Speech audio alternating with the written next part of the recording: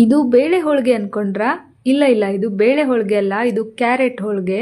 ತಿನ್ನೋದಕ್ಕೂ super ಆಗಿರುತ್ತೆ, ಮಾಡೋದು ಅಷ್ಟೇ ತುಂಬ ಸುಲಭ. ಜನ್ಮದಲ್ಲಿ ಒಂದ್ಸಲನೂ ಹೋಳಿಗೆನೇ ಮಾಡಿಲ್ಲ ಅನ್ನೋಂಥವ್ರು ಕೂಡ ಇದನ್ನ ನೀರು ಕುಡಿದಷ್ಟೇ ಸುಲಭವಾಗಿ ಮಾಡಬಹುದು.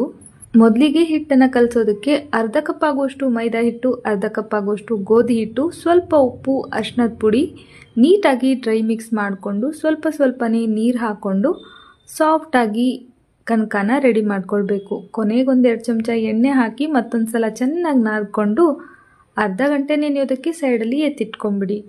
ನಂತರ ಒಂದು ಮಿಕ್ಸಿ ಜಾರ್ಗೆ ಅರ್ಧ ಕಪ್ ಹಸಿ ತೆಂಗಿನಕಾಯಿ, 1 ಕಪ್ ಸಣ್ಣದಾಗಿ ಕಟ್ ಮಾಡಿರೋ ಕ್ಯಾರೆಟು, 3-4 ಏಲಕ್ಕಿ ಹಾಕಿ ಈ ಥರ ತರ್ತರಿಯಾಗಿ ಗ್ರೈಂಡ್ ಮಾಡ್ಕೊಂಡು ತಗೊಳ್ಳಿ.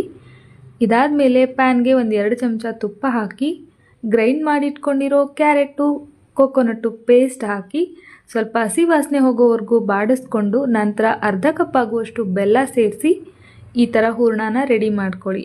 ಕೊನೆಯಲ್ಲಿ ಸ್ವಲ್ಪ ಜಾಯಿಕಾಯಿನ ತುರಿದು ಹಾಕೋದ್ರಿಂದ ಟೇಸ್ಟು ತುಂಬ ಚೆನ್ನಾಗಿರುತ್ತೆ, ಮಿಸ್ ಮಾಡಬೇಡಿ.